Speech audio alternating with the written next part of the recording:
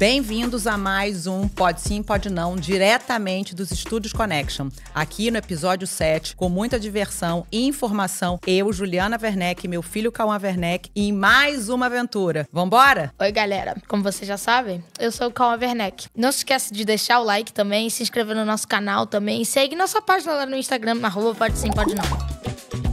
Olha, a gente vai começar por aquele quadro que deixa a gente muito animado, porque às vezes a gente chega aqui e fala, ai meu Deus, a gente vai começar a gravar. Animação Você e dança? seriedade. Mas Você é bom dança? que você dança ou não dança, dá pra gente o quê? Ah, dá uma euforia na gente, deixa a gente mais elétrico para o programa inteiro, né? Então vamos a isso, tá? Vamos ver aqui o que vai vir de música pra gente. Uma, acho que você vai dançar. A outra, eu tenho minhas dúvidas. Eu não sei como é que... E você? Quais são tuas apostas? Eu acho que é o mesmo que você. Uma eu vou dançar, a outra você tá com dúvidas. A outra, eu tenho certeza que você não vai dançar. Ai, Cauã. Ai, Cauã. Essa é minha. Vamos ver o que você acha. Sei nem se você vai lembrar dessa música. Mas eu sei que por ti posso tentar. Não sei a letra. Essa música é bonitinha, né? Essa aqui eu danço, Ah, Aí ela, dança olha aqui, ó. musiquinha, Olha eu esse danço, refrão eu que danço. maneiro. Deixa-me do avesso, tropeço, levanto E volto pra ti. Eu danço. Dançou? Danço. Dançou? Essa eu tirei lá do fundo do baú quando a gente chegou em Portugal. Eu adoro essa musiquinha. Tô sofrendo. Tô preparada, hein? Preparada pra isso. Já Do reconheci. you have the time to listen to me why? Ai, você mandou bem. Green Day. Sim. Ah, habilidade tá do bem. cara. Habilidade do cara. Eu tenho cultura, hein? Sometimes my mind plays tricks on me. Você gosta dessa música? Gosto. Você dança? Claro que eu danço. keep setting up. I think I'm cracking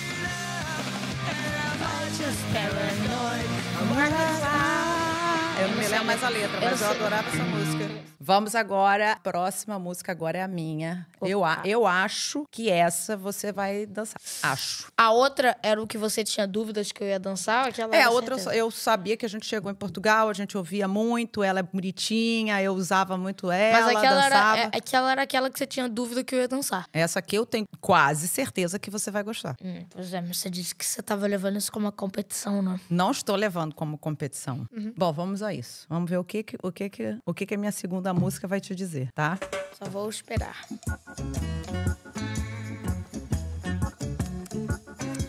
Saí de uma música portuguesa para... Isso é aquele cara lá, o Bob Marley. Exatamente. I wanna love you and treat you right. Ela falou que levava isso como uma competição, né? Não falei. Of my Agora a questão é, eu danço ou não danço? Ai, Cal, fala a Eu verdade. danço ou não danço? Não, olha só. Porque eu gosto da música. Você Mas super agora gosta. trouxe pro pessoal. Agora ela levou pro pessoal. Eu acho que... Ela levou pro pessoal. Não, seja honesto. Essa música deve ser de 70, sei lá. Essa música é super antiga. Olha só, da última vez, eu não levei pro pessoal. Dessa vez eu vou levar. Não dança? Jura? Bob Marley, cara. Não. Atravessa gerações. Não danço. As músicas dele têm 60 anos. danço. Não dança? Tá Eu bom. não danço porque eu sei que a próxima música que eu botar, ela não vai dançar com certeza. Então ela ia ganhar. Então eu só falar Bom, que eu não vamos danço. ver. Se não for uma coisa assim absurda, eu danço. Bem. Bom, vamos a isso então. Eu só A tua tô música trazendo agora. toda a minha música dos anos 80. Aí você não vai trazer aquele Kim Barreiro de novo, não. Lá na rua onde eu moro. Ai, cara, não é possível, cara. Separada do marido. Não é possível. A música é muito boa. Põe o carro, tira o carro a hora que eu quiser. É garagem do vizinho, que doçura de mulher. Meu Põe Deus à do cedo, céu. põe à noite, põe às vezes a tardinha. Estou até tirando o auge da garagem da vizinha. Põe o carro, tira o carro a hora que eu quiser. Meu filho, é tudo ruim. A música é ruim, a letra é ruim. É tudo ruim.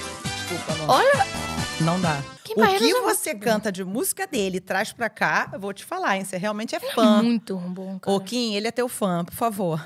Leva pra você. Anotado aqui. Então, empatado. E é isso. Semana que vem tem mais música. Vamos à próxima. Vamos para o nosso quadro, um quadro muito legal, muito divertido. Notícias aleatórias. Duas, novamente. Vamos começar por um que teve de um cavalo. Olha só, a gente tem esse aqui logo do animal. Teve um cavalo. Lá na Austrália, assim. Você tá lá na Austrália. Austrália e tem um cavalo no estábulo. Aí o cavalinho tá no estábulo, assim. Aí no meio da noite, o cavalo decide, vou fugir, decide fugir do estábulo. Aí onde é que ele é encontrado? As câmeras do metrô Aff, Maria. acham ele não. esperando pelo metrô. Mentira, gente. Até Ainda às com uma 10 da noite. cobertinha, é Olha isso? só, com cobertinha e tudo. Esperando que o metrô passe. Ele ficou até a meia-noite. O cavalo ficou ali. Ó. Meu Deus do céu. Ele foi Olha parar? ali. Onde ele foi parar, gente? Desculpa, trem. Metrô não, trem. É o trem. E, gente, será que ele tava indo atrás de alguém? Tipo um dono, sei lá, né? Porque às Não, vezes o cavalo pode ter uma memória, né? Sei lá. Perdido, não sei. Mas olha ele. Gente do céu. A gente já falou das aleatórias, a gente vai falar de umas notícias do mundo também, pra todo mundo ficar informado. Eu vou trazer duas notícias rápidas e que elas têm uma relação entre as duas. A primeira, saiu agora pela revista Forbes, os milionários, os bilionários, as 14 pessoas bilionárias do mundo, que elas têm uma fortuna superior a 100 bilhões de dólares. 100 bilhões de dólares. Dinheiro básico. São só 14 Dinheiro pessoas básico. no mundo. Básico. E aí, só pra gente fazer mais ou menos, ter uma estatística, né? Desses 14, 10 são americanos, um francês, um mexicano, um espanhol e um da Índia. Ou seja, a gente, dentro desse grupo, 10 americanos, 2 europeus, que é um da França e um da Espanha, uma da América Latina, que é o mexicano. Então, assim, o que a gente tá vendo? Aonde está a concentração da fortuna. E o que eles operam? A grande maioria deles opera ou na parte de tecnologia, um é dono da Meta, outro é dono da Microsoft, outro é dono da Oracle, outro é dono da Tesla, né, do Elon Musk, que é o segundo lugar. E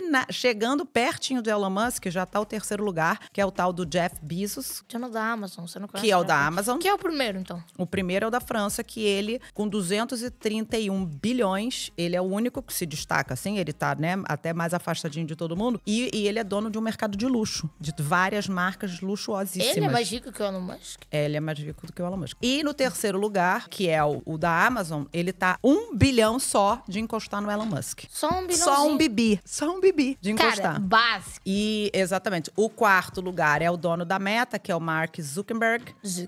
O quinto lugar é o Lenny Ellison, que é o dono da Oracle, e por aí vai. A grande maioria tá concentrado na tecnologia, né? E, obviamente, grandes empresas. E esse, em primeiro lugar, mercado de luxo. Se você quer ser rico, seja tecnológico. O que acontece? A gente já viu que essa concentração está na tecnologia. Entra a próxima reportagem falando sobre eles estão à beira de descobrir o santo grau da tecnologia. O que é isso? Uma coisa icônica que vai acontecer e que vai mudar toda a história lá da inteligência artificial. A inteligência artificial hoje, desde a chegada do chat GPT, em novembro de 2022, pensa praticamente, né? Ele resolve situações, você joga qualquer coisa ali, ele te devolve aquilo, né? Com muitas informações. Só que essa tecnologia, por mais avançada que seja, ela não consegue fazer coisas práticas do dia a dia como um ser humano. Ele não consegue fazer reconhecimento facial. Ele não consegue... Ainda. Não consegue aprender uma coisa e daquilo ali desenvolver um outro pensamento. Né? Desenvolver uma outra solução. Então, ainda é muito cartesiano. Só que eles já estão nesse processo. E esse processo, o que eles dizem, os cientistas e especialistas, vai ser muito perturbador, vai trazer muitos efeitos para a sociedade, mas, ao mesmo tempo, algo que não dá para evitar. É inevitável, vai acontecer. Então, o resumo disso, a gente tem a concentração da riqueza toda em tecnologia e a gente também está se preparando para a tecnologia assumir um formato de conhecimento, de solução de problemas e de encaminhamento da sociedade muito grande. A gente está acompanhando realmente uma mudança drástica do que vai acontecer. Será que os homens mais ricos do mundo vão continuar sendo os mais ricos do mundo a partir do momento... Basicamente, humanos vão ser inúteis. Que a tecnologia, quase que pensando sozinha, por mais que sempre vai precisar de um humano para, ou pelo menos é o que a gente espera, um humano para operar aquilo ali, né? Ainda por um bom tempo. Então, só pra gente fazer esse raciocínio, a riqueza tá concentrada em tecnologia e, ao mesmo tempo, a tecnologia tá se desenvolvendo tão grande, de uma forma tão vasta, tão imensa. Será que essa riqueza vai continuar concentrada na mão dos homens que detêm a tecnologia? Ou isso vai virar uma coisa banal no futuro? Pessoal, hoje aqui conosco, a gente vai receber o Eduardo Guedes, que é fundador do Instituto Delete. Simplesmente um instituto dedicado ao uso consciente de tecnologia. Gente, imperdível, cheio de dados, informações, questões que a gente pode levar para dentro da família, para fora da família. O que é o uso consciente do telefone, da tela, super super importante para nossa geração e para a geração dos nossos filhos. Vem com a gente, não é não, Cauã? Bora logo partir pra dentro, que a gente hoje vai sair cheio de dados aqui, né? Oi, Edu, tudo bem? Fala, Juju. Fala, Cauã. Tudo bem? Obrigado aí pelo convite. Você quer aproveitar e falar? Vamos começar falando aqui, antes que vocês se esqueçam. Não se esqueçam de deixar nosso like, se inscrever no nosso canal e também seguir nossa página lá no Insta, @PodeSimPodeNão. Não é a página da minha mãe, não, hein? É a página do Insta do podcast mesmo, @PodeSimPodeNão. Tenho certeza que essa entrevista aqui vai ser transformadora.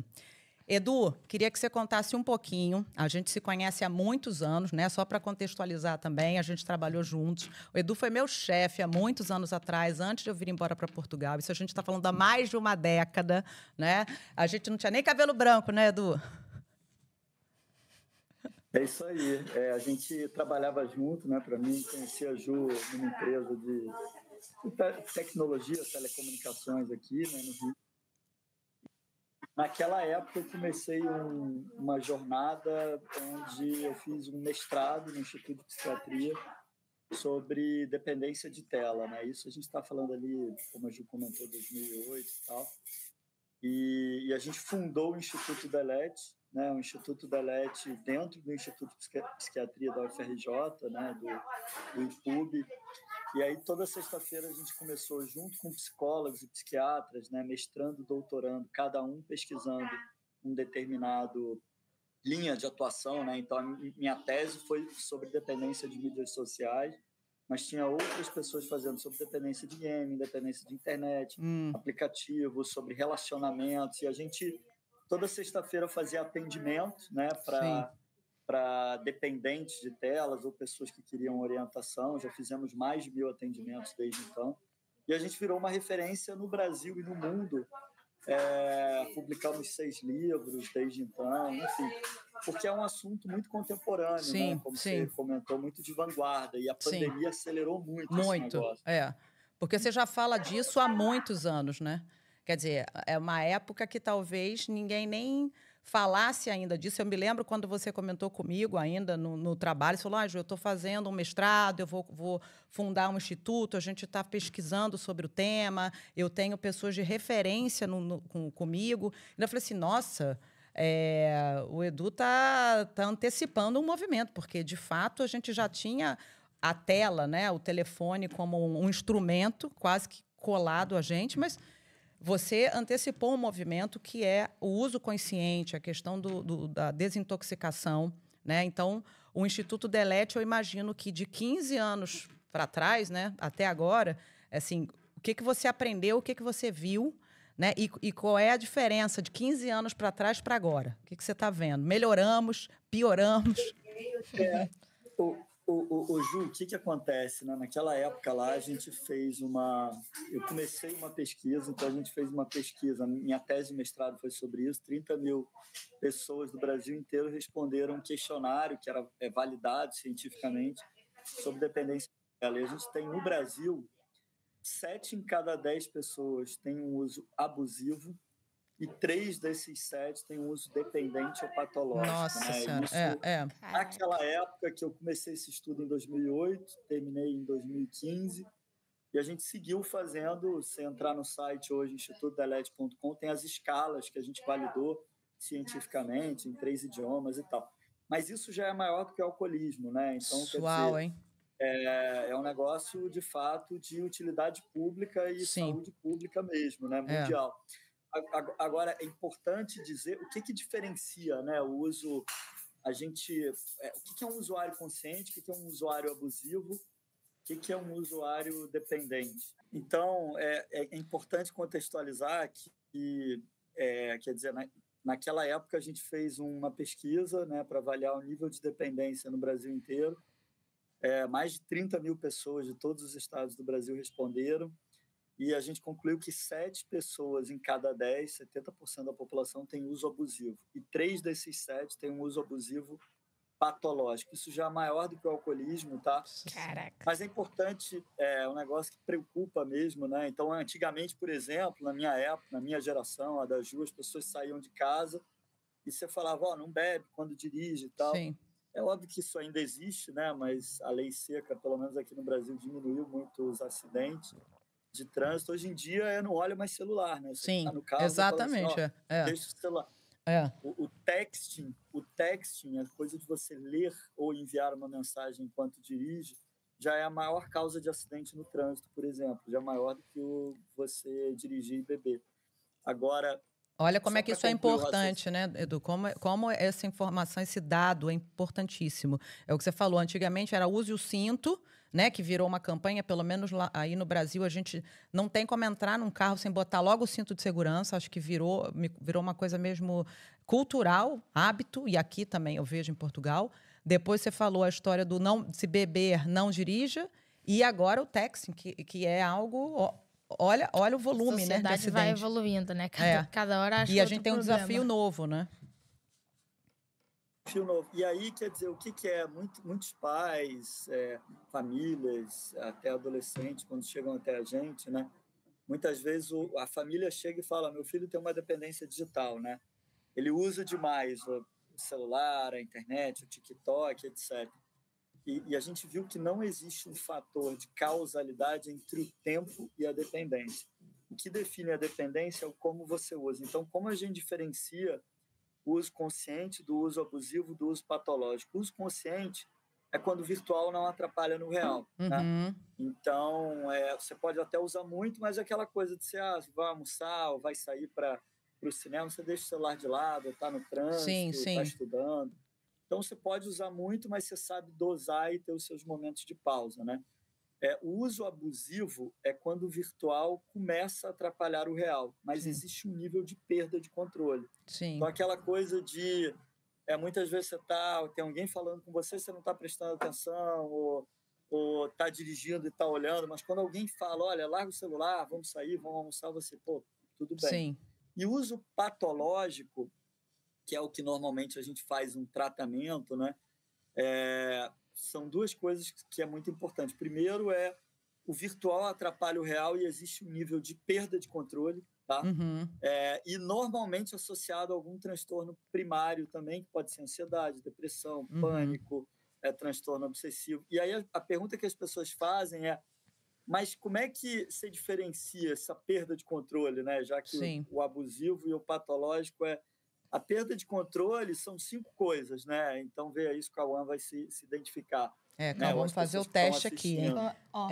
Aqui a Será história que eu sou dele é viciada? PlayStation, mas ele não é... Não, eu não sou assim, tô viciada no PlayStation. Não, mas vamos fazer o formulário. Vamos fazer aqui Meu PlayStation o é questionário, vamos.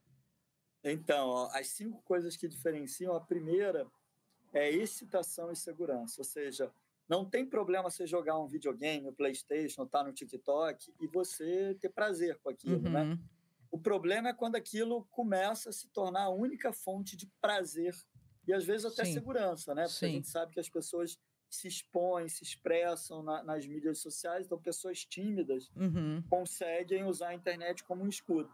Tem problema nisso? Não, mas quando passa a ser a única fonte de prazer e segurança em detrimento da vida real, é o primeiro check, né? Então, essa é a primeira coisa. A segunda coisa é relevância, é o quanto aquela tecnologia, aquela tela é relevante para a sua vida. Então, exemplo, tem gente que acorda e se conecta, né? Tem gente que leva a tela para o banheiro, tem gente que está almoçando e está usando a tecnologia e tal. Ó, a Cauã já deu um Não, piso a gente já deu uma olhada aqui para ele, ó. Já tem um check aí. Me identifiquei aqui. Exato. O terceiro é a tolerância, o quanto você consegue tolerar a não usar as tecnologias. Então, por exemplo, eu me aguento. tem um caso, tinha um relato lá de uma família que a criança ou adolescente não ia para casa do avô ou não viajava porque o Wi-Fi não funcionava direito. Então, a tolerância. Eu consigo tolerar sério? não usar a tecnologia, eu estou dirigindo, enfim. O quarto são conflitos na vida real, diretos ou indiretos. Então, o marido e a mulher que brigam com o filho, o marido que briga com a mulher, ou o chefe que briga com o funcionário, né? Perda de rendimento na escola ou na faculdade, né? Também, ou no trabalho, também é um indicador.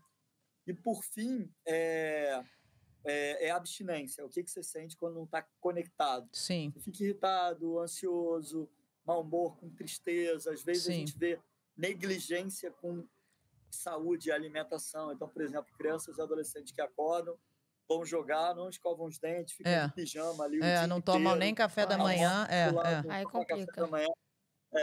Então, e aí, normalmente, a gente trata, quando a gente identifica e faz esse questionário, são 15, 20 perguntas, está no nosso site, a gente faz uma classificação entre uso consciente, uso abusivo ou uso dependente. Sim. Uso dependente, a gente faz um tratamento, e a gente trata o transtorno primário e a dependência de tela.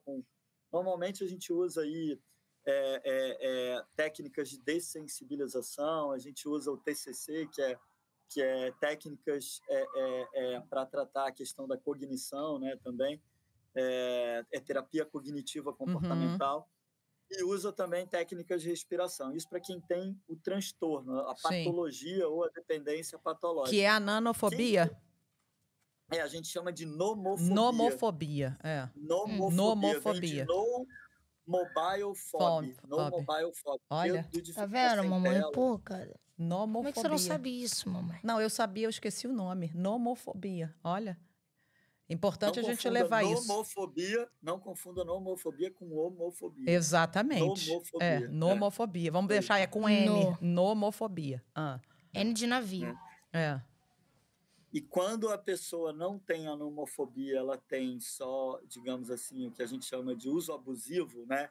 Que é 70% hoje da população, a gente faz o que a gente chama de etiqueta digital, ou seja, são técnicas para o uso consciente, né? Sim. É muito mais uma orientação, uma moderação do que efetivamente tratar um transtorno. E tá faltando essa etiqueta social mesmo, né, Edu? Porque assim, você vai jantar com alguém, a pessoa tá colada no telefone, né? Você tá falando com uma pessoa, a pessoa rapidinho, deixa eu só responder isso. Você apontou para mim por quê? Não, fiz assim, você aleatório. Não, eu fiz aleatório.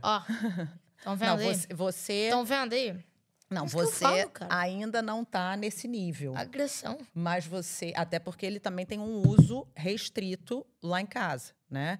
E aí, até uma dúvida que eu tenho. Qual a geração, ou se existe uma diferença que vocês percebem na questão geracional? E aí eu vou até te dar um depoimento. Eu acho que, por exemplo, para a terceira geração, né, a minha mãe, né, a geração dos meus pais, acho que a rede social ela veio contribuir e muito. Porque, assim, é uma comunidade onde eles podem fazer trocas ali, né? Criam realmente um social. E acho que é uma comunidade madura, sabe diferenciar a vida real da virtual. Uma geração que viveu e usa, né, seja a rede social ou que seja, de uma forma realmente só se socializar. A minha percepção dentro da minha família, eu vejo como foi útil para essa geração. Mas eu queria a tua percepção sobre, para cada geração, se tem um fator faixa etária, como é que funciona? Ô, Ju, isso é bem importante, porque muitas vezes a gente tende até a demonizar, né, um pouco a geração do Cauã, que a gente fala assim, já nasceu... digital. A geração que a gente chama os nativos digitais, né? Já nasceu com tela, já nasceu conectado. Mas o que eu acho que é importante dizer primeiro, assim, a tecnologia não é o vilão. Né? O vilão é o como se relaciona. Então, a tecnologia ela serve sempre para 3 coisas. Pode ser uma torradeira, um celular ou um avião. Sim. É nutrir relação humana, encurtar a distância ou otimizar o tempo. Sim. Qualquer coisa vai servir para otimizar o teu tempo. Você usa uma torradeira para isso, usa um WhatsApp para isso, um e-mail. Sim. Encurtar a distância, né? Aproximar de quem está longe, ou nutrir relações humanas. Então, você manda foto aí do Cauã, provavelmente para a família que está aqui no Brasil, e por aí vai.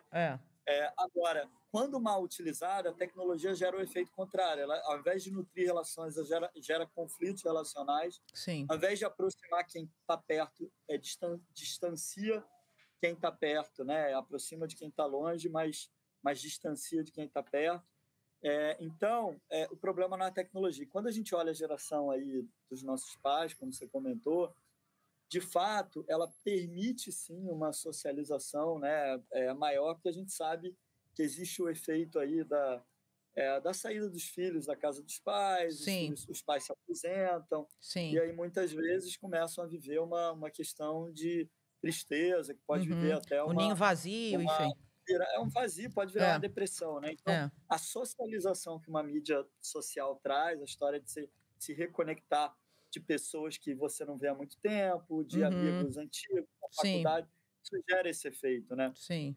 E mas é curioso, por exemplo, não existe uma fórmula pronta, tá? Porque e o que eu acho que é importante é isso que você falou, né? A gente precisa especialmente educar a geração aí do Cauã, do Sim. Theo aqui, Do né? teu No Theo, meu do meu caso, eu tô Theo. com 2 É, anos, né? é. Porque é uma geração que nasceu conectada. Então, Sim, assim, a gente não foi educado e ensinado como que a gente como que convivem essas duas coisas sim, juntas. E eu vi sim. uma vez uma palestra muito interessante de um cara que ele falava isso. Ele falava que a gente normalmente chega para os filhos e fala, sai do TikTok, né? Sim, E a palestra dele era um pouco sobre isso, que ele falava, não existe, nessa geração do nascido digital, sim. não existe o offline e o online. O offline e o online, eles estão conectados. Existe Sim. o online, está tudo Ah, junto, online. né? É. É, e é interessante dizer isso, porque essa geração, por ela ter nascido no TikTok, no Uhum. Instagram, no Sim, Facebook e tal, ela aprendeu a ver o mundo dentro da mídia social. Ela sim, estuda através da rede social, do YouTube. Ela viu a guerra da Ucrânia através do sim, sim. TikTok. Ela Né? se Tem um dado. informa por ali, né, também, né? Então, o mundo real e o mundo online ele está conectado. Então, não existe isso sai do TikTok na Sim, cabeça dessa geração. Né? sim, Agora, é óbvio que a gente precisa fazer é trazer prazer na vida real em sim. detrimento do mundo online, né? E com a linguagem, obviamente, do Cauã, do É. Theo, né? E acho que você falou uma coisa que é muito interessante, Edu, que é essa questão do comportamento, né? Cauã pode falar aqui, você tem um grupo de amigos e tal, uns têm mais uso do que Sim. outros, né? O que você enxerga Vício nisso? diferente, né? O que Quem você... tem é mais viciado e quem é menos viciado. Quem tem mais vida em si e quem tem menos... Quem prefere estar no celular e quem prefere estar no real world. Mundo. No mundo real, né? Porque eu vejo até ele começou a querer... Ele começou a entrar agora numa fase que ele está procurando mais os amigos que querem vida real. Então, os amigos que estão muito conectados à PlayStation, vamos jogar um Minecraftzinho, vamos ficar aqui vendo. Ele falou assim: mamãe, eu tô mais na vibe de querer sair, dar um rolê com os meus amigos, com a galera da escola, ou com seja qual o grupo for. Então, eu acho que esse comportamento é um comportamento que eu, obviamente, impulsiono, porque é um comportamento positivo. E a gente percebe a diferença que você falou. Não é a vilã, não é a tecnologia. É o relacionamento do usuário com a tecnologia, né? Total. Embora eu acho que a gente tenha que dizer também, não pode negligenciar isso, as redes sociais elas têm um mecanismo de engajamento, né? Uhum. Que é tempo de tela. Então o algoritmo está o tempo inteiro querendo te entregar alguma coisa ali, que é legal para você não sair. Mas é a mesma coisa que assistir uma série no Netflix. Você está assistindo, você está o tempo inteiro no final, caramba, vou assistir mais um, vou assistir mais um. Então, esses mecanismos a gente conhece. Agora, você estava comentando da geração dos nossos pais, né? Eu entrei para esse mundo, eu não sei se você sabe, mas eu entrei por causa de um episódio que aconteceu com a minha mãe. A minha mãe era uma fumante compulsiva e ela precisava parar de fumar porque o médico falou, você está com efizema no pulmão, em grau médio, se você não parar, você vai ter um problema. Ela conseguiu, parou de fumar, mas quando eu ia visitá-la no almoço, né, por exemplo, ela levantava do almoço, ia para o computador e voltava. Eu falei assim, o que você está fazendo, mãe? Eu estou cuidando da minha fazenda. Eu falei, mas você nunca teve fazenda? Que fazenda Que fazenda é Hey day. Virou boiadeira? Aí ela falou, não, minha fazendinha. Eu fui olhar a fazendinha do Orkut. Lembro. Você tinha... E a fazendinha, você tinha uma coisa de engajamento que você tinha que ir cuidando ali do gado e colocava o fertilizante, a fazenda ia crescendo e outras pessoas iam ganhando reputação e tal. Culminou num Natal que eu estava lá na casa da minha mãe com as minhas irmãs e entrou um casal de amigos. E eu perguntei para minha irmã, eu falei, quem é esse casal de amigos que eu não conheço? Ela falou, o dono da Lan House. Eu falei, mas desde quando ela é amiga do dono da Lan House? Aí ela falou desde que ela virou boiadeira.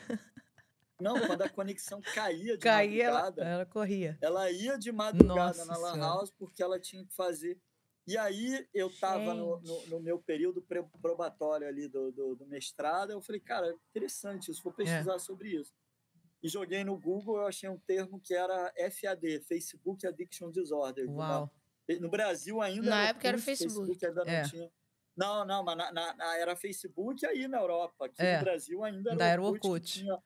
Hoje em dia já nem é Facebook, dos antigos, meu filho, é outra Orkut? geração. Foi a primeira rede social que a gente teve. Depois veio o Facebook e agora veio o Instagram. O Instagram, basicamente. Aí o próximo vai ser... Não sei, agora tem agora é o TikTok. Agora é o TikTok, é o Kawaii. Kawaii. É o pode sim, é o pode não. É o pode sim, é o pode não. Uma pergunta. Qual é o limite de tela que você tem que ter por dia? Assim, uma pessoa normal. Muito boa, Cauã. Essa pergunta é muito boa, porque existem algumas regrinhas, especialmente para, inclusive, que de todas as associações de saúde no mundo, tá? Que falam especialmente, quando a gente fala de bebês, por exemplo, até os 2 anos é zero tela. Zero tela. Por quê? Porque o bebê está desenvolvendo o aspecto cognitivo. Uma cognição tem a ver com você perceber o ambiente. Vocês devem estar ouvindo. Tem um bebê aí, que inclusive ele não pode usar a tela, então ele está sendo um bebê, né? Ele bebê tá sendo um bebê. Porque não... a tela dele, mentira. Eu tô me segurando aqui para você poder fazer essa entrevista. Mas ontem foi o aniversário dele, então ele tá brincando com os presentes dele, tá gritando. Ele tá sendo bebê, gente, é isso, né? E sem tela, exato. Mas por que é tão importante até os 2 anos de tela? Algumas literaturas falam de até 3, tá? Sim. Então existe até os 2, com certeza, até 3, algumas literaturas falam até 3. Por quê? Porque uma tela não tem cheiro, não tem forma, não tem profundidade, não tem...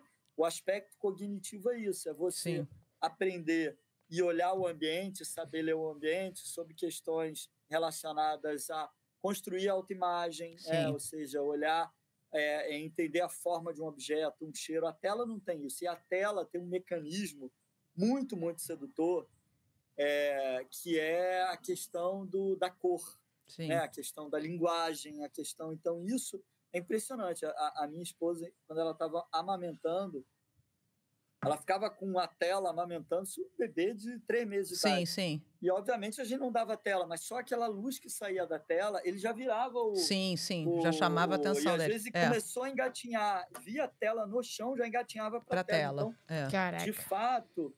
agora, vamos falar da geração aí de crianças e adolescentes ou pré-adolescentes. Não existe ainda as literaturas estão sendo construídas, né, a respeito disso, e a gente, dentro do Instituto Delete, tem mais de 50 artigos, coisas que a gente já pesquisou. Algumas coisas são importantes, tá? Então, assim, por exemplo, tá? Definir limites de pausa no dia a dia. Hora de almoço, hora de jantar, hora de ir para a cama. Não é para ter celular, né? Por quê?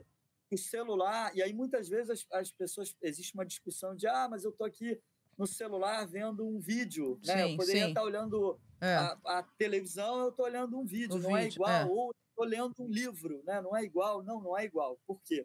Porque quando você está sentado num sofá vendo televisão, você está com um estímulo passivo, você está a uma distância segura ali daquela luminosidade, né? Quando você vai para uma cama, que é o momento que o corpo precisa entender que é o momento de você relaxar e dormir, você começa a ler uma tela de celular, a tela é um estímulo ativo. Significa que mesmo que você esteja vendo um vídeo ou esteja lendo um livro, vai dar um pop-up de uma notificação do WhatsApp, ou vai vir um e-mail, ou vai vir uma curtida de alguém. Então, aquilo, ao invés de te acalmar, que é o efeito que um filme ou um livro gera, aquilo vai te estimular. Então, existe uma coisa que a gente chama hoje em dia de sonambulismo digital, que Aham. as pessoas perdem o sono quando estão e falam, vou só dar uma lida aqui, dar uma É, espiadinha, sim. 2, 3 horas e perde o sono, né? Não, isso Então, sensacional, isso que você falou, Edu. Que assim, inclusive para você que leva telefone para cama às vezes, antes de dormir, que é a história da tela azul, né? Que ela total. promove, É, ela te dá excitação e não te acalma, E né? tem inclusive diferença. existem alguns estudos que falam que a tela do celular, por isso que é tão importante, às vezes, quer ler, compra um Kindle, compra Sim, Ó, sim. Kindle, patrocine aqui o Pode Sim, Pode Não, estamos Exato, fazendo propaganda. exato. A gente vai até marcá-los. Viu, Marcar Betão? o Vamos marcar. Kindle, marcar o Kim Barreiros, marcar todo mundo É. hoje. É. Mas a tela azul tem um efeito da história da melatonina, né? Sim. Que ela inibe alguns estudos que falam que inibe a produção de melatonina, que é o hormônio do sono. Sim. Então, o ideal é desabilitar a luz. O Kindle já tem isso, né? Então, Kindle, de novo, aqui, ó, patrocínio podcast. Patrocinando, por favor. Mas Cauã, isso que a Ju comentou é muito importante. Assim, a gente fala que não deveria... Essa pergunta que você fez está voltando contra você. Eu não sei Sim. se você reparou aí, Cauã, mas Caraca, existe uma recomendação médica de não usar celular, né, ou não usar tela 2 horas a 3 horas antes de dormir. Pois é. Por quê? Porque assim como você não vai comer uma feijoada e deitar, né? Porque o teu corpo está ali pesado. A mesma coisa a tela, você precisa fazer a higiene do sono, né? Higiene do sono é você começar a se preparar, descansar. A tela, ela gera excitação. Sim. Então, não existe uma regra de tempo para adolescentes e tal. O que existe é muito mais uma etiqueta digital, que é como você ponderar o limite entre o uso consciente e o uso abusivo. Então, vou dar um exemplo. Você está no trânsito, né, e está ali no engarrafamento, né, está no carro junto com a sua mãe, o seu pai. Olhando o celular, não tem absolutamente um problema, né? Embora você podia estar vivendo ali a vida real em olhando, família, conversando, etc. Né? Mas então definir esses momentos de pausa, almoço, jantar, hora de estudar, é mais importante do que definir o tempo. Porque senão você define o tempo, mas o que acontece? A hora que você está com a tua família, você está o tempo inteiro na tela. E aí você começa a ter começa a não ter troca. Agora, uma coisa muito importante, tá? Mídia social.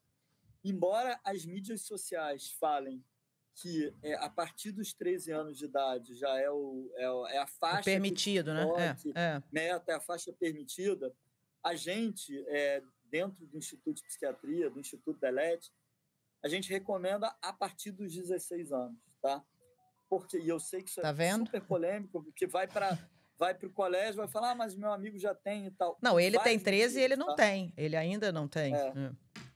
E por que é tão importante isso, né? De não deixar a mídia social antes? Primeiro, exposição a conteúdo violento. Sim. Né? A gente sabe que tem casos de crianças, desafios que não deveriam acontecer e acontecem. Sim. Então, essa é a primeira coisa. A segunda coisa, própria questão de pedofilia e tal, que a gente não sabe quem está do outro lado da tela. Na minha geração era, se você estiver na rua, cuidado, não aceita bala de estranho, cuidado e tal. Hoje em dia a internet é uma porta aberta para o mundo. Né? Você não sabe quem está do outro lado. Mas a terceira e talvez a mais importante, que é um problema quase silencioso, que as pessoas não percebem, é a construção da autoimagem. Né? Existe um filósofo que ele fala que um objeto só existe a partir do olhar do outro. Né? Então, assim, um vinho, ele pode ser um vinho ou pode ser um objeto de decoração, dependendo de onde ele está, de quem está olhando. Né? Uma mídia social, a gente está o tempo inteiro construindo a nossa imagem a partir do olhar do outro. Né? Uma mídia social, as pessoas usam filtros, é o mundo perfeito, né? Aquela coisa do mundo idealizado, que é um recorte irreal da vida. Está todo mundo feliz, todo mundo com dinheiro, ninguém briga, etc. Então, imagina. Só mostra a parte positiva. E se você está vendo um adolescente, uma criança, né, perfeita, porque usa filtro, inclusive, hoje em dia as pessoas estão até vivendo isso, né? Nos Estados Unidos teve uma coisa de gente querendo novos padrões de beleza a partir Sim. dos filtros do Instagram e tal. Então, imagina o nível de questões como narcisismo, Sim. ansiedade, que isso gera num adolescente. E eu né? li, inclusive, no material que você me mandou, eu li também, né, dentro ali da página, essa questão do comparativo, né? Do quanto isso afeta psicologicamente essa faixa etária que está construindo, é o que você está falando, essa autoimagem, essa confiança, né? Porque eles se acham piores do que todos, porque todo mundo ali tem uma vida maravilhosa, que eu sempre falo para o Cauã. Não existe isso. O dia que eu achar que você está maduro para você navegar naquele ambiente que é todo mundo querendo parecer feliz e você perceber que aquilo não existe, aí você vai estar apto para navegar ali. Porque aquela vida ali é ilusória. Ninguém está feliz. Eu só posto foto minha bebendo no churrasco, brincando, tô na praia. Eu só tenho foto Mal minha alegríssima. A minha vida realidade. é perfeita, maravilhosa. Mal sabem a realidade. Não sabe a realidade, o corre-corre da gente, as confusões, os problemas, os boletos. Então, assim, aquilo ali, para mim, é diversão, é recreação. Só que eu sou maduro o suficiente para entender que eu acho que ali é uma terra de que bom, eu também quero estar ali, porque eu também quero ver felicidade. Aliás, para mim, assim, eu tô a fim de ver alegria. É ali que eu vou, né? Mas, de verdade, todo mundo tem seus problemas. E se fosse também um Muro das Lamentações, que saco, porque eu também tenho meus problemas, não estou a fim de entrar aqui para ficar vendo o problema de todo mundo. Então, acho que tem a sua função social, eu uso com essa finalidade, gosto, encontro gente, tenho minha comunidade, faço a minha social e eu mostro isso para ele. Então, o dia que eu achar que ele está apto a isso, e o meu pequeno ainda falta muito tempo para chegar lá. Mas é um desafio, né, Du? E você ainda tem um menor ainda para chegar lá. É um super desafio. E tem uma coisa que é importante, assim, que é isso que você falou, né? A tela não é o vilão, pelo contrário, a tela permite, muitas vezes, existe o efeito também contrário, né? Crianças ou adolescentes que não se sentem representados, né? Sim. Porque a gente aprendeu a ser educado pela média, né? Sim. E às vezes o cara fala, pô, não gosto de jogar bola, eu não gosto disso, eu gosto... E aí ele vira um grupo, né? E fala assim, caramba, as pessoas me veem como um ET. Sim. Ele consegue acessar a tribo dele, né? Sim. Nas mídias sociais, se sentir pertencido, né? Então, e, aliás, isso é um negócio muito interessante, porque a psicologia positiva, a gente, nos estudos de psicologia, psiquiatria, sempre fala dos transtornos, né? Sim. Existe uma linha que é a psicologia positiva, que ela fala da felicidade. E aí ela foi estudar a felicidade e basicamente a felicidade tem a ver com 3 coisas, né? Sentido, pertencimento e realização. Olha. Então, por exemplo, por que o Cauã gosta de jogar lá PlayStation e tal? Porque provavelmente gera sentido, né? Ou seja, ele está passando de fase, jogando. Sim, e tal. no FIFA dele e tal. Pertencimento, que está conectado ali aos amigos, etc. E realização, porque está jogando algo que gosta e tal. Mas adotar um pet também gera sentido, né? Um cachorro. Também gera sentido, pertencimento e realização. Então, é importante, muitas vezes, quando os pais chegavam e tinham crianças ou adolescentes num estágio de patologia, quebrando tudo em casa, já atrapalhando o estudo e tal, falavam assim, não pode usar a tecnologia. Não tem como não usar a tecnologia hoje em dia. Ela faz parte do dia a dia. O que você precisa fazer é substituir o prazer que ele está tendo na tecnologia por atividades na vida real. E entender também, educar os pais. Porque muitas vezes os pais chegam, meu filho tem um problema. A gente fala, tá bom, como é que é a dinâmica na sua casa? O pai está conectado, a mãe, na hora do jantar, na hora do almoço. Ninguém conversa, fica aquela cena de 5 pessoas num restaurante, todo mundo olhando para sua tela. Eu ia até te falar isso, sabe? Uma coisa que eu percebo é que nós pais, assim, né, como um todo, nós estamos preguiçosos para educar, né? Então, assim, e medrosos também, né? Então, assim, o que é melhor? Meu filho se aventurar com uma bicicleta e o capacete dele sair rodando sozinho com os amigos, né? Que seja fazer o rolezinho dele, ou ele tá no quarto dele jogando? Onde ele vai estar mais seguro? Para mim, né, como mãe. No quarto dele jogando.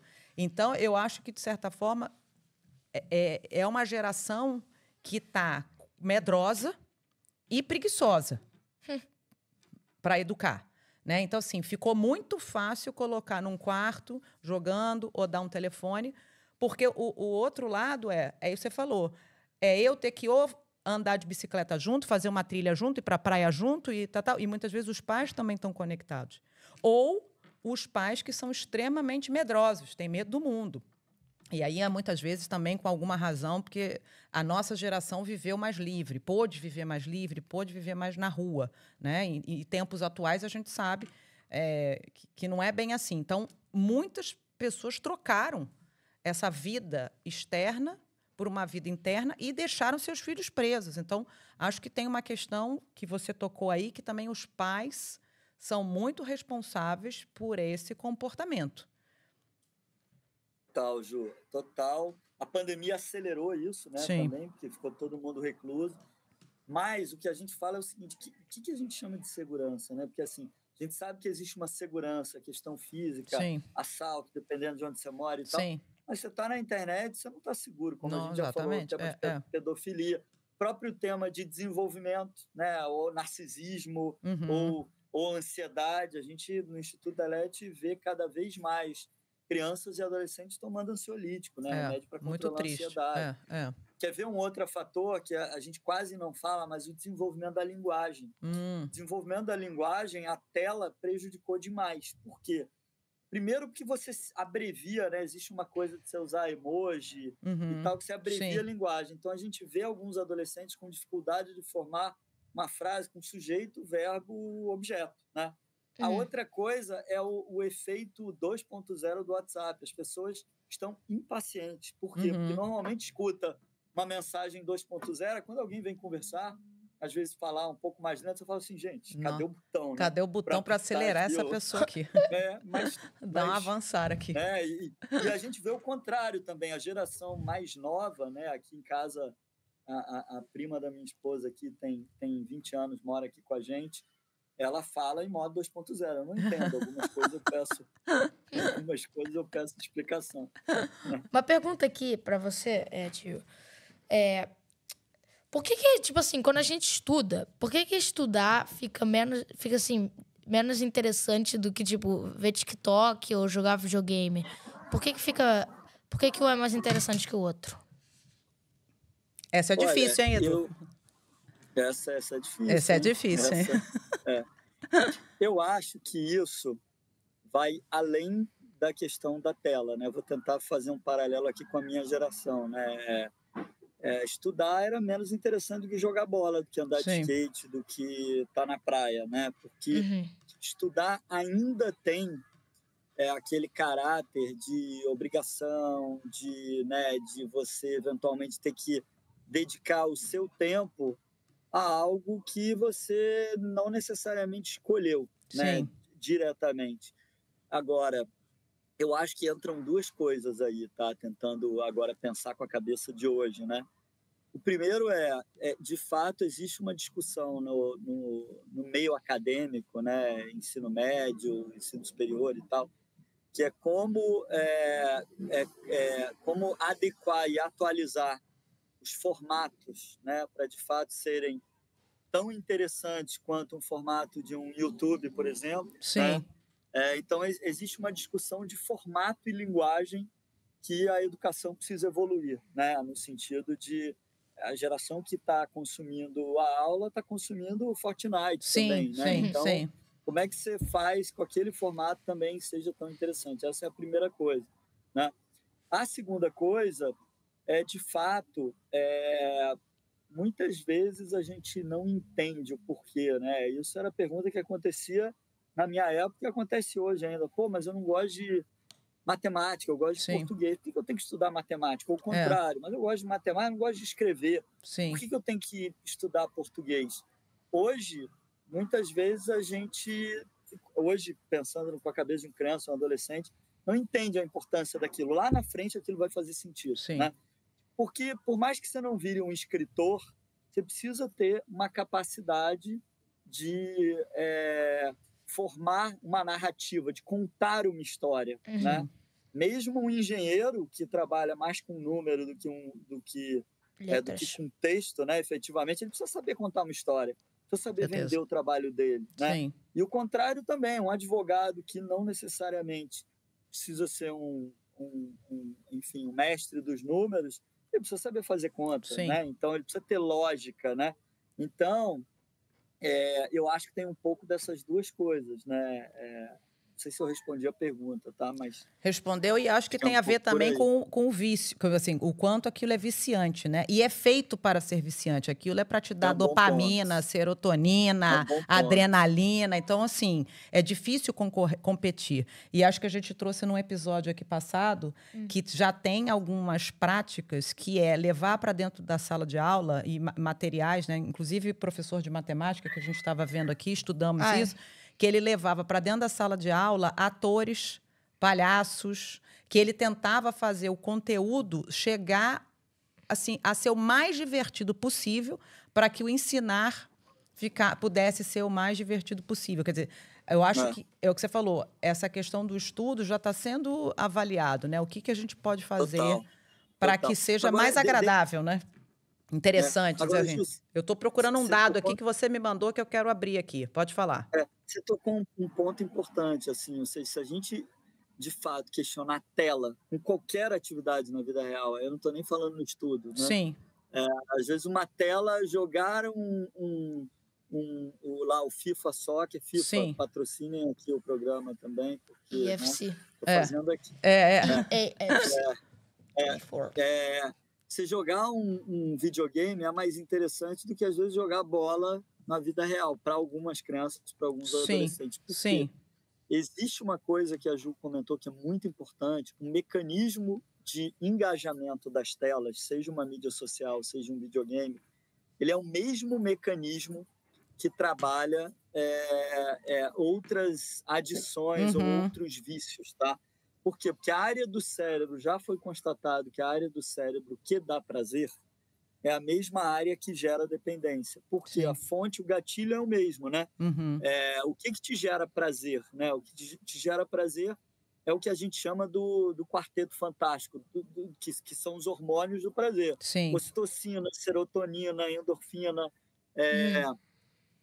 Esse mecanismo de gerar prazer com futebol, com ganhar na loteria, com se alimentar, com dormir, com estar do lado de uma pessoa que você gosta e tal, te gera prazer e te gera esse tipo de descarga hormonal, né? Sim.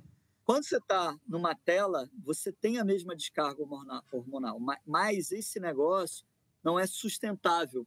Né? Ou seja, você dá uma descarga e logo depois você quer mais, você quer mais, você quer mais. Então, a tela, seja uma mídia social, seja um videogame, você fica o tempo inteiro dando descargas de felicidade, e aí quando você... É uma descarga muito curta e muito intensa. E aí logo depois você quer aquela... Você quer mais. Então, de fato, o mecanismo de vício, né? E de gamificação, é o mesmo que álcool e drogas, por exemplo. Sim. Inclusive no cérebro, o atraso que isso gera, a gente já tem alguns estudos que mediram, por exemplo, tiraram tomografias de crianças, adolescentes, adultos, que ficavam muito expostos à tela e viram que começaram a ter um prejuízo do desenvolvimento do cérebro de áreas ligadas à linguagem, ao relacionamento. Imagino. Né? A criatividade, enfim, coisas desse tipo. Então, é muito importante ter a dosagem certa. Não é não ter tela, mas é ter a dosagem correta. Né? Bateu uma curiosidade aqui. Como é que a pessoa... Tipo assim, você falou que vários adolescentes, que várias crianças adultos também foram lá para o seu estúdio e para ser tratados com esse negócio... Instituto para... Estúdio somos nós. Para ser tratado e... parar com esse vício de tecnologia. Como é que você trata eles? O que você faz para que eles parem a tecnologia? Assim? Legal. Boa pergunta, Cauã, porque muitos pais chegam desesperados e falam: meu filho não sai do celular, né, não sai do videogame, e muitas vezes tiram o celular e tiram o videogame numa tentativa de levar ele para a vida real. Sim. A abstinência, nesse caso, ou seja, ficar sem a tela, gera mais irritação, mais tristeza, mais... Então, o que a gente estimula é uma dessensibilização. Ou seja, é substituir aos poucos o prazer que ele tem na tela por prazer na vida real, né? Isso no caso de pessoas que têm o que a gente chamou lá de uso abusivo, ou seja, não tem uma doença, não tem uma patologia, não tem uma homofobia. A pessoa que tem a patologia ou a nomofobia, a gente trata com terapia mesmo, né? Terapia cognitivo-comportamental junto com psicólogos. Os casos mais graves até um psiquiatra para um uso de medicamento, né? Para tratar a ansiedade ou depressão. Existe uma coisa que a gente chama de depressão das telas, depressão das mídias sociais. Então, em geral, a gente trata, para quem tem a patologia, o transtorno primário, né? E faz terapia. E para quem não tem a patologia, a gente tenta trazer estímulos que gerem prazer na vida real e modificar um pouco a dinâmica dentro de casa, ou seja, a dinâmica da pessoa, né? Muito importante, viu, Edu? Muito importante, principalmente nessa geração, identificar isso, tratar, né? E eu acho que é uma questão da família, a família toda envolvida, né? Sim. E acho que daqui para frente não tem. A gente ainda vai conviver com essa questão por umas boas décadas. Assim, a gente está aprendendo a lidar, né, com essa tecnologia toda e tudo que gera, né, no nosso comportamento humano, né? Agora, eu queria encerrar esse capítulo, que a gente aqui tem só um finalzinho aqui para você, dizendo um dado que é seu, que você me passou, que eu estava até aqui procurando, porque eu achei tão interessante.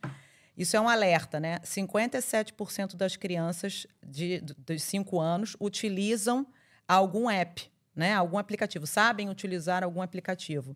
Mas apenas 14% conseguem, de fato, amarrar os próprios sapatos, né? Então, quer dizer, eu acho isso assim... 14% dos 57. Dentro dos 5 anos, né? Quer dizer... Confirma, porque eu corri aqui para ver esse dado, mas eu acho que é isso mesmo. E eu fiquei tão chocada que eu falei assim, gente, isso está se tornando uma realidade, uma epidemia, né? Então, é bom a gente parar, esclarecer. Acho que o que você trouxe aqui para a gente é o equilíbrio, é a questão, a tecnologia não é vilã, mas sim o comportamento precisa ser dosado. Então, isso tudo faz parte aqui do que a gente queria explorar com você. E a gente agradece e queria terminar, já que o teu Telzinho, fazendo 2 anos, ainda não vai poder responder por ele. E aí o Cauã vai falar com você. Último quadro aqui com os convidados, né? É basicamente assim. Eu vou te fazer 5 perguntas em relação à casa e se ele vai poder ou se pode fazer alguma coisa. Aí você só pode responder pode sim ou pode não. Tá bom? Por que será, Edu? Ó, vai. Primeira coisa. Pode dormir na sua cama junto? Já pode dormir? Pode sim. Pode sim? Ó, tá certo. Até você pode sim. Mas eu com já esse não tamanho todo. Mas eu já não quero, é ótimo. Deveria ser um pode não, mas a verdade é que o que a gente tem feito? Ele tem o quartinho dele, tem a cama dele, né? Ele dorme lá. Aí, de noite, eu digo que as madrugadas são minhas, né? Tá. A minha mulher, eu falei, você dá o peito, agora parou de dar, e aí eu cuido do resto. Mas o resto, às vezes, tem algumas noites que são tão difíceis que a gente pega ali do quartinho, fica aqui. Edu, eu sei bem o que é. Não é fácil, não. É um pode sim mesmo. Mas, Os livros dizem não, mas aí é um pode sim, tá bom. Pode brincar sozinho no quarto, sem supervisão? Pode? 2 anos, pode não. 2 anos, não. Pode não, galera. Pode não. Vai. Pergunta 3. Como você tem um instituto de tecnologia... Não, o DELET, né? Instituto de Uso Consciente de Tecnologia. Instituto DELET. Pode ver vídeo, assim, de bebê e pode usar tecnologia, tipo, pode ver galinha pintadinha, etc. Essas coisas assim. Pode não. Pode não. Ó... Eu vou denunciar esse aqui Foi Tô errada. Pode sim e 2 pode não. Tá. Quando for maior, quando for tipo a minha idade, vai poder andar de asa delta? Que a gente sabe que você é instrutor de asa delta, não é? Vai poder andar de asa delta sozinho? Ele é instrutor de asa delta, além de tudo. E aí? A pergunta é sozinho ou comigo? Não, com você. Vai poder andar? Comigo é um pode sim, sozinho é um pode não. Ah. Então pode mais ou menos. É. E a última pergunta, a pergunta 5. Vai poder dar um rolê no Rio, assim, sozinho, com os amigos, assim, pro shopping? Quando tiver mais ou menos minha idade, Pode. um pouco mais... Pode sim? Quantos anos, Ju? Que Cauã tá? Cauã fez 13, né? 13. 13. 13. Pode sim. É aquele pode sim, tipo assim, vai poder andar sozinho no shopping. Aí eu vou estar ali no shopping. Atrás das sentado pilastras, ali, assim, né? Stalkeando. Filho, eu já fiz muito isso aqui, atrás de pilastras aqui olhando. Sabia, não? Você já fez? Claro. Muitas vezes. Olha, eu quero terminar com você só mais um, preciso de você mais um minuto, porque a gente vai trazer Claro. o quadro aqui, Zucas e Tugas, pra cá, hoje, e vai ser você. Eu quero que você me responda se você sabe o que significa em português de Portugal. Eu vou te dar 5 palavras e você vai me dizer se você sabe o que elas significam, tá? Porra recheada. Eita, não. Você deixar Sei passar não. pro final, cara. Tinha que deixar essa pro final. Já foi logo na largada. Pô, tinha que deixar essa pro final. Tu não sabe o que é uma porra Sei não, recheada? Não, isso aqui, eu sei. É complicado. Isso aqui no Brasil isso é complicado. Pois é. Mas aqui É você um sabe o que churros. que é? É só um churros, Edu. Pô, então se chegar em Portugal e pedir uma porra recheada... Tá vai de ganhar um boa, churro. você ganha o churros. Bom. Vou chegar Eu na sabia, eu falei, pracinha Cauã, eu vou Tem dar um uma cara- apavorada nele. tem- Tem um cara, a gente todo domingo come um churros aqui na pracinha, eu vou pedir Jesus, gente. Você vai Olha ver o essa que vai porra acontecer aí. recheada aí. Você vai ver o que vai acontecer aí. Falei, Cauã, eu vou logo apavorar ele com esse nome. Pô, deixa- Agora eu vou pegar leve. O que que é um apelido? Em português de Portugal. É. Não sei, aqui eu chamo Theo de Teteco. Aham. É um diminutivo do nomezinho, é É um algum... diminutivo do nome, é um jeito carinhoso de chamar alguém. Isso agora eu não sei o que quer dizer aí. em Aqui é Portugal. sobrenome. Você aqui e já É verdade. é um É sobrenome. verdade. E já vi verdade. vários casos disso que são hilários, da pessoa chegar num registro aqui numa entidade, qual é seu apelido? E a pessoa falar, é Teteca. Não, mas se a senhora se chamaria Teteca, é Teteca, Teteca. E ali, fala, não, mas não é possível, Teteca, enfim. E no final é sobrenome, entendeu? Então, quando você vier pra Ô, cá nos Ju, visitar, já saiba. Ah, Você sabe que eu tenho cidadania portuguesa também, né? Eu tirei cidadania portuguesa, meus avós eram portugueses, Sim. aí eu tirei do meu pai e tirei a minha. E você tá falando, eu lembrei, de fato, na carteirinha, esqueci o nome agora, mas No cartão cidadão, né? O cartão cidadão é. tem ali apelido, é isso mesmo. eu sou Tá português. vendo? É o sobrenome. Então você já Tá sabe, vendo? quando entrar aqui, vai vir nos visitar e já sabe o que que é o apelido. O que que é um autocarro? Autocarro, não tenho a menor ideia. Nada, dá Não, um não é chute. Autocarro É. deve ser um autocarro. Não tenho a menor ideia. Não consigo nem chutar. O que que é, Cauã? É um ônibus. É um ônibus, amigo, Onde é só eu- isso. Chamava ônibus de Onjuju. Era É. Onjuju? Autocarro. Autocarro. Então, quando você vier a Portugal... É porque um carro- Alto com L. Entendi. É, Não, alto mas de eles, alto. escrevem, mas eles É. escrevem com U também. Não, é com U. Alto com U, óbvio, porque é de automóvel, né? Auto. E Sim, você, sim, quando você mas- vier de Lisboa para Cascais me visitar, e se você vier de ônibus, você vai ter que perguntar onde está o autocarro, tá? Você já Olha, aprendeu. gostei. E a porra recheada também. E no meio do caminho você pede uma porra recheada que vai dar tudo certo. Olha, o que que é um autoclismo? Caraca, isso aí não acerta. Autoclismo. Não, isso é da rotina aqui, tá? Isso aí até Autoclismo buguei. é da... Essa aí até eu buguei. Não, você sabe que isso é Autoclismo. da rotina aqui. Agora eu lembrei. Não, É uma mas eu coisa buguei. que você faz muito, com certeza. Todo mundo faz muito. Só vou te dar essa dica. Não sei, eu não sei nem o que é um. O que é um clismo? Que dirá um autoclismo. É o da descarga. Boa.